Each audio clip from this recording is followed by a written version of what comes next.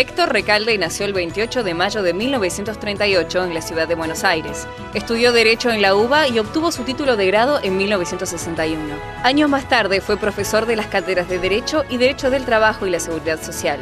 Su militancia comenzó desde el colegio secundario, pasando por la universidad y luego ya en el mundo de la política argentina. Considerado un militante de la vida, se especializó en Derecho Laboral y formó parte de la Comisión para el Análisis Jurídico de la Protesta Social en la Secretaría de Derechos Humanos del Ministerio de Justicia de la Nación. Desde 1964, Recalde se desempeñó como abogado de la Confederación General del Trabajo y como asesor letrado de diversas organizaciones sindicales. En el año 2004, cuando Hugo Moyano asumió como secretario general de la CGT, Recalde comenzó a desempeñarse como jefe de asesores letrados, siendo considerado el cerebro legal de la Central Obrera. Desde el regreso de la democracia, Héctor Recalde ha tenido una participación muy activa en la defensa del derecho de los trabajadores. En este sentido, durante la década del 90, se enfrentó fuertemente a la flexibilización laboral impulsada por el gobierno de Carlos Menem. Más tarde, durante la gestión de Fernando de la Rúa, denunció los sobornos en el Senado para votar la denominada Ley Banelco de Reforma Laboral. Desde el año 2005 es diputado nacional por la provincia de Buenos Aires por el Frente para la Victoria, desempeñándose también como presidente de la Comisión de Legislación y Trabajo. Durante sus 2 mandatos ha impulsado numerosos proyectos de ley orientados a mejorar la protección de la situación de los trabajadores, como el blanqueo de empleadas domésticas, la reducción de la jornada laboral, entre otros. Hoy, Héctor Recalde se prepara para asumir por tercera vez como diputado nacional por el Frente para la Victoria, luego de que el resultado de las últimas elecciones legislativas se le haya permitido renovar su banca. Notas Verdaderas recibe a un aliado de la gestión K y un defensor incansable de los derechos de los trabajadores. Hoy nos visita Héctor Recalde. Bueno, estamos en el estudio del diputado nacional que acaba de ser reelecto por la provincia de Buenos Aires, el diputado Recalde.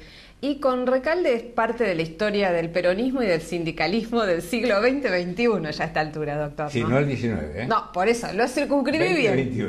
2021 estamos bien. Bueno, ¿cómo sintió este nuevo mandato? Digamos, todavía no asume el 10 de diciembre, pero bueno, una elección en la cual el Frente para la Victoria mantiene la mayoría, sí, pero perdió en la provincia de Buenos Aires con Massa y esto parece que fue... A mí me criticaron bastante, ¿no? Porque el día de la elección, todavía no teníamos el escrutinio, teníamos los avances, boca de urna, etcétera, etcétera. Yo la verdad estaba contento.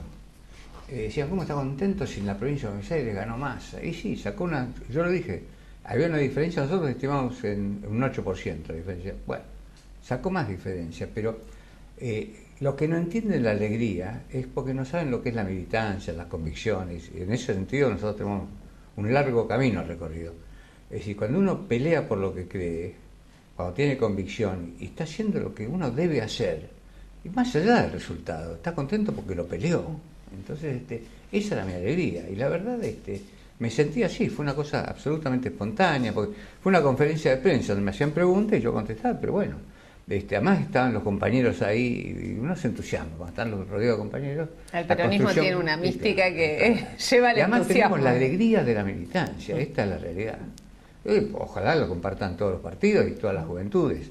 Sobre todo, es algo que, una medallita para el movimiento que comenzó con Néstor en mayo del 2003, que es el renacer de la esperanza en la política como elemento transformador y la participación de la juventud. No exclusiva, pero que haya surgido la juventud. Que yo me acuerdo de mi militancia de joven, primero en el secundario, después en el sindicalismo, pero yo trabajaba y era delegado. Entonces uno ve esto y entonces da más confianza. Y realmente yo creo que estamos en un momento con mucha necesidad de renovación de la clase dirigente. Sí, digamos que se ve como una etapa donde se puede asimilar, si se quiere, a la juventud que en un momento, en el retorno a la democracia, tributó al alfonsinismo, después sintió una decepción y hay una juventud que renace con el kirchnerismo. Renace con el kirchnerismo, esa es mi lectura, pero es la misma juventud de la JP, es la misma juventud que en el 72, 73, yo hablando del 72, las cosas que hemos pasado. Yo pensé que el 22 de agosto del 72, la matanza de Trelew, era el fin del mundo.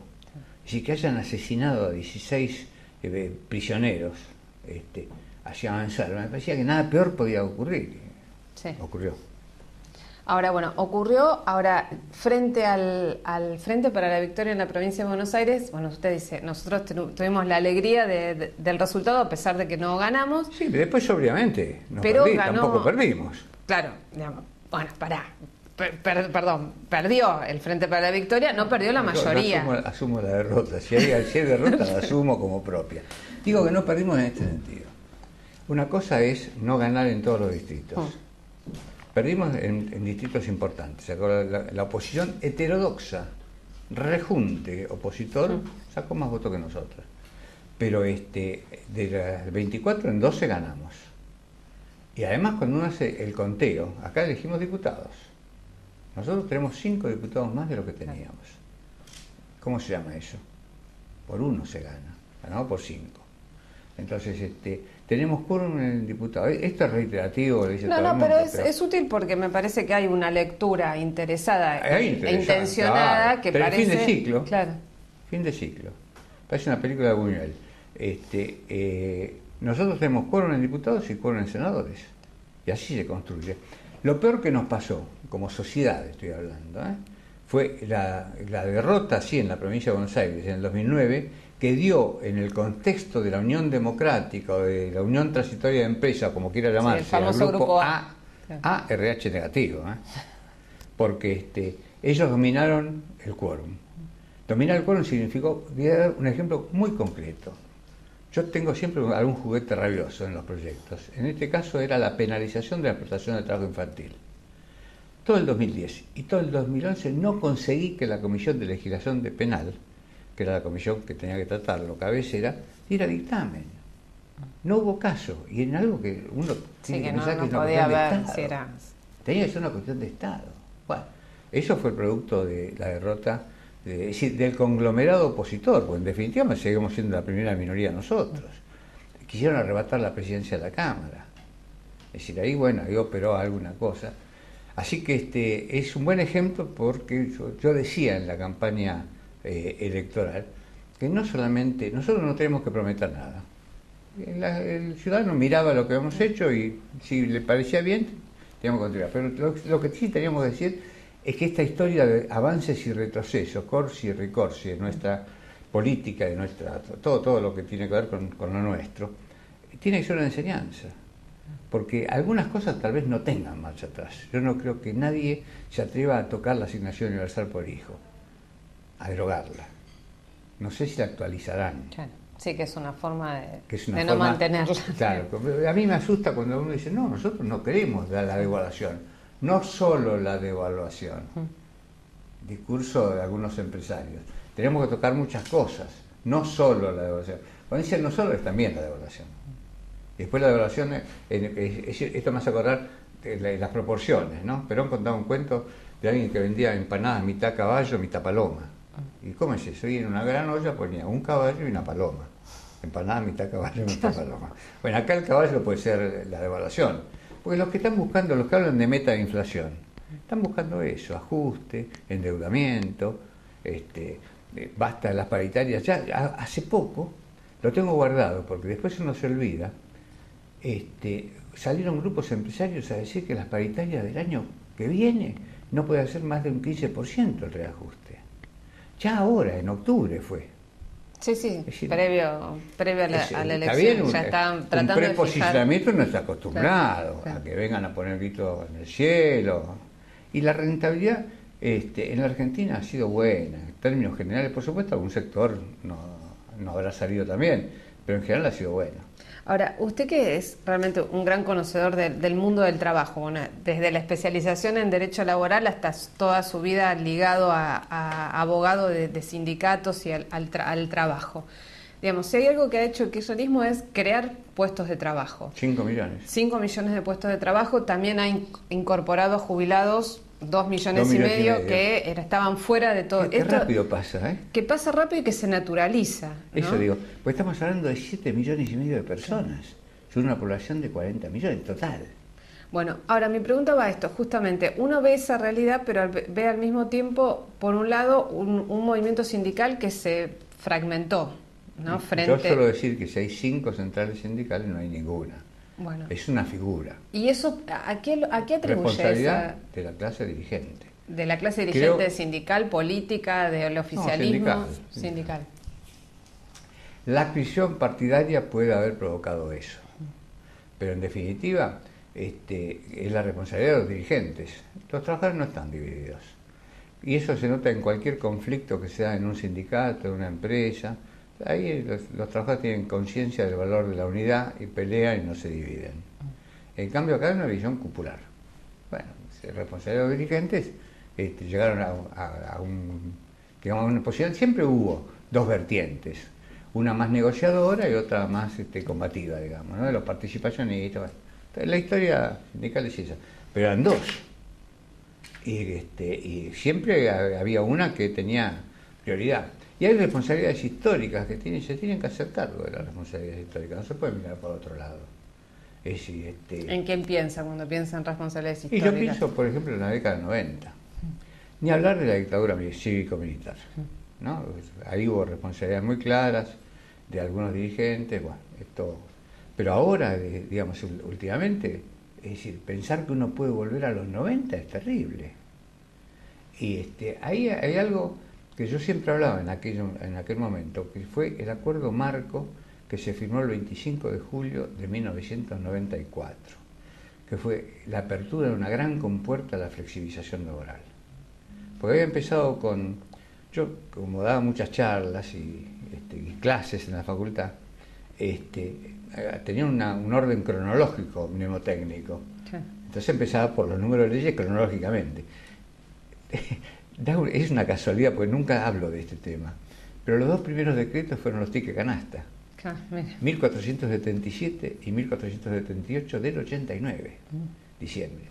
Entonces, pero fueron esos dos decretos, y después vino la ley de empleo, que se discutió 1 año y medio, todavía había algún debate, había una posibilidad de modificarla.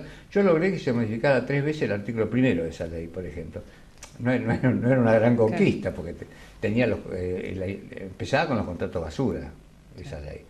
Y después del acuerdo marco, que firmó la Secretaría Oficialista de ese momento, la Unión Industrial, la DEVA, AE, bueno, los que eran las entidades patronales ahora, con responsabilidad de dirigentes que están ahora. La ley de accidentes de trabajo, contratos basura, precarización, la ley PYME que le quitaba derechos a los trabajadores porque tenían pocos compañeros, vendría a ser. No es que... Es decir, la filosofía era al revés de lo que uno piensa. Uno tiene que distinguir entre los distintos, no entre los iguales. No hay trabajadores pequeños, trabajadores medianos y trabajadores grandes. Hay empresas distintas. Entonces los trabajadores los mismos derechos.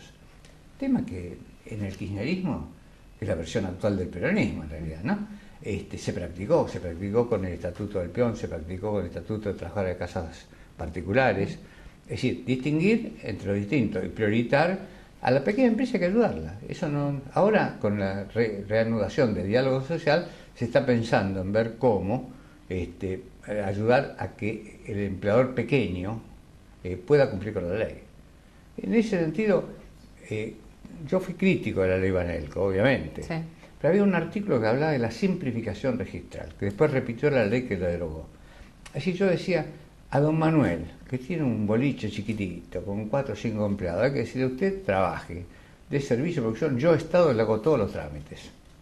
O sea, liberarlo por lo menos del aspecto burocrático, porque si no, los costos no dan. Y aparte, si uno puede reducirle específicamente algún tipo de contribución, también hacerlo. Porque si no, esta es una de las formas de ir bajando con algo que nos preocupa mucho, que es el trabajo no registrado, es el trabajo en negro. Claro, eso es lo que le iba a preguntar, porque justamente... contestamos antes que nos pregunten. Y bueno, porque los temas están sobre la mesa, nadie descubre nada nuevo a esta altura, ¿no? El tema del trabajo en negro y la tercerización, como las dos grandes carencias que tiene todavía hoy el tema del trabajo en Argentina. Vamos a hablar de las dos, si es posible. Usted ha presentado proyectos, además, en ese sentido. Tengo varios proyectos. El trabajo en negro se redujo del 50 al 34%, es muy alto el 34%. Es altísimo, la verdad. Muy alto. Pero también hay que decir, se redujo del 50 al 34%. Es decir, ahora está ahí, el 32, 34, baja y sube. Entonces hay que hacer, yo creo en la participación popular. Si uno logra no solamente la participación, el empresario que cumple tendría que ser un aliado en esto, porque el que no cumple le está haciendo una práctica desleal al que cumple. Los sindicatos tendrían que tener habilitada la participación. Nuestra ley establece que una empresa con menos de 10 trabajadores no tiene derecho a tener delegados. Claro. Entonces es más difícil llegar a esos pequeños establecimientos. La sociedad toda tiene que participar. Si yo sé que en el taller de al lado de mi casa los trabajadores están negros, porque charlé con alguno de ellos, y hay que hacerlo saber al ministerio, pero no para que haya una represión, sino para ver qué está sucediendo. Es decir, cuando uno llega a un lugar donde ve que no hay digamos, un despliegue de poder. Un despliegue de poder, de riqueza, de tentación, de rentabilidad, ve que está ayudando a la par, pero es el empleador. A la par, pero es el empleador. Entonces, indagar por qué no cumple y ayudarlo a cumplir. Y eso tiene que ver la participación ciudadana. Esto es lo que hay que provocar.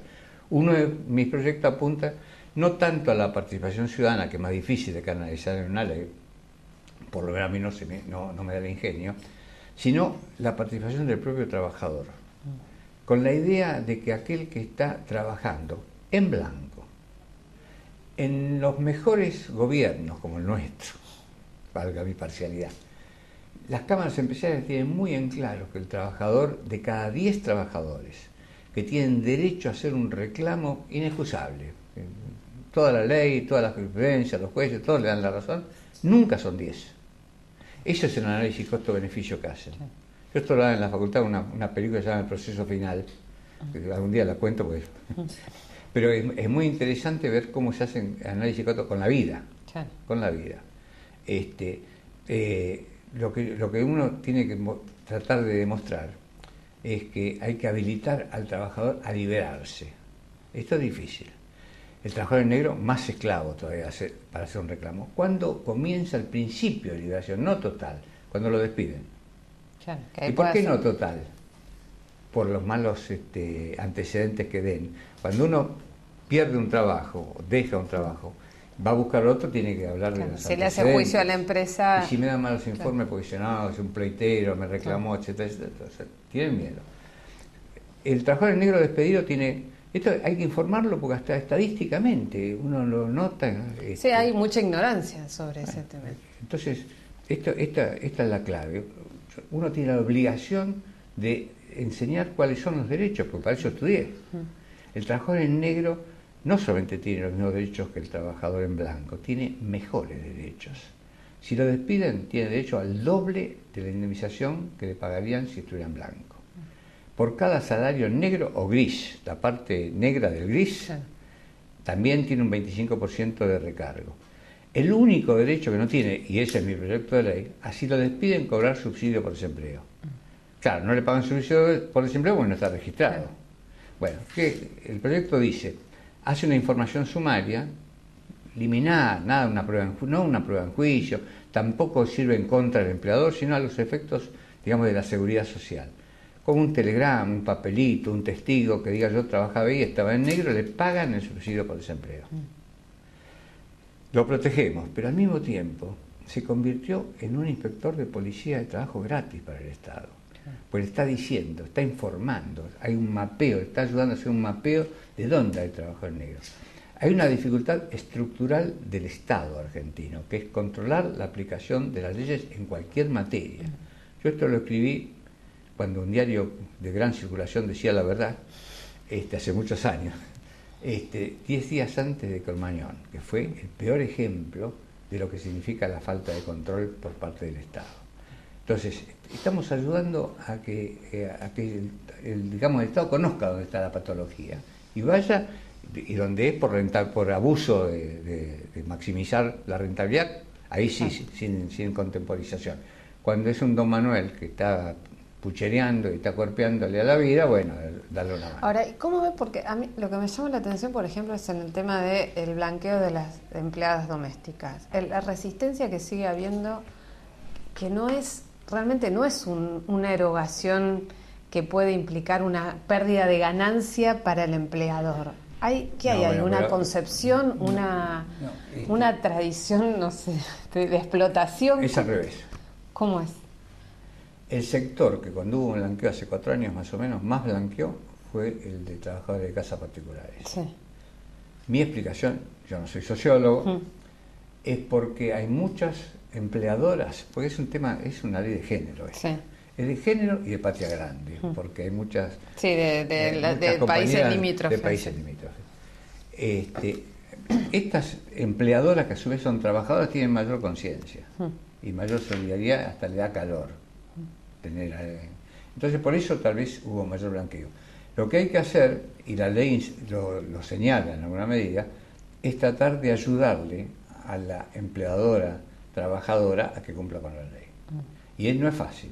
No es fácil porque tener mayor cantidad de días de vacaciones, mayor protección en caso de embarazo, licencia por lactancia, vacaciones, preaviso, indemnización, frena un poco.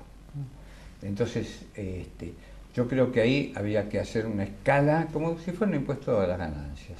Quien más gana, más paga. Quien menos gana, menos paga. Algún equilibrio así. Esto, y además, los sectores donde mayor trabajo en negro hay son el trabajador rural, el trabajador de casas particulares, la fábrica de ladrillos, la construcción. Claro. Y el pequeño empresario de comercio, servicios. Claro. Yo no incluyo al cuentapropismo porque ahí no hay relación de dependencia, no hay un empleador.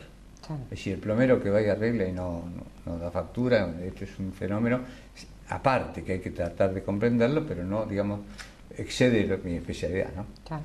Ahora, usted también presentó un proyecto que hay que explicarlo, que es el tema de reducir la jornada laboral para crear nuevos puestos de trabajo. Es revolucionario. Revolucionario. Se aterró, el sector empresario se aterró. Claro. ¿Vamos a explicarlo? Sí, por eso, porque son esas cosas que realmente pueden implicar cambios estructurales y que quedan... En realidad me da vergüenza de tan poco pretencioso que es el proyecto. En 1890, el movimiento obrero reclamó la limitación a 8 horas diarias y 48 horas semanales. Estamos en el 2013, ya feneciendo el 2013, y seguimos en 8 horas diarias y 48 horas semanales. Francia 35 horas semanales, Alemania 39, España 40. Ni siquiera ahora con la gran crisis se piensan alargar la jornada. Brasil 44 horas semanales, hubo una huelga de todas las centrales, ahora 1 mes y medio reclamando bajar de 44 a 40. Cuando en los 90 se decía que la rigidez, en la época de la flexibilización, la rigidez del derecho al trabajo destruía empleos. En realidad, la única rigidez que había era una rigidez cadavérica del derecho al trabajo, por la desocupación, el subempleo, la sobreocupación. Entonces yo sostenía, el derecho al trabajo ni crea ni destruye empleos, pero sí hay algo que puede hacer, que es repartir con más equidad el empleo que ya existe. ¿Cómo se opera? Con la jornada. El proyecto es bajar de 48 a 45. 3 horas a veces, no es una cosa... Un maestro latino que yo tenía diría, no jodan, claro. De 48 a 45. Ahora, ¿y eso en horas de trabajo qué implicaría para creación de puestos de trabajo? ¿Qué cálculo? 200.000, la estimación, sí. Hicimos un ensayo, como si esto se hubiera aplicado en el 2012, hubiera dado 200.000 puestos, no de creación, sino de distribución del empleo existente. Es decir, 200.000 mujeres u hombres desocupados tendrían empleo. No es poca cosa, 200.000. Y esto es, pensemos en una jornada de 9 horas diarias durante 5 días. Entonces, y por eso di los ejemplos de qué pasa en otros países. Hay convenios colectivos que establecen jornada de 44 horas, en la Argentina. Así que este es el proyecto. La verdad es muy poco Ahora, ¿y los pretencioso. empresarios se resisten? ¿Con qué argumento eso? ¿Que tendrán que generar nuevos...? Siempre el tema de la rentabilidad. Sí. Además hay no solamente la rentabilidad, pues esto pasó con la dictadura cívico-militar, pasó con la flexibilización ahora, no es solo maximizar la renta, es también la supremacía, el mirar desde arriba, el querer, el dueño de la pelota, el patrón de estancia. Entonces, hay en algunos sectores, por supuesto no todos, ¿no? Muchos sectores empresarios quieren tener un poder omnímodo sobre su organización de trabajo. Y nosotros tenemos una Constitución Nacional que da una serie de derechos a los trabajadores que hay que cumplirlos. Por ejemplo, el control de la producción o la colaboración en la dirección, que habla del artículo 14 bis, hay que cumplirlo. Sí, pero ese artículo cada vez que se nombra ahí se erizan todos. Y bueno, existe. Sí, obviamente existe, pero ponerlo en práctica... Igual que la libertad de expresión, la libertad de prensa. Bueno, de todo eso vamos a hablar ahora en el próximo bloque. Le propongo diversificar un poco sobre la realidad política argentina. Seguimos en el próximo bloque con el diputado nacional reelecto por la provincia de Buenos Aires, Héctor Recalde.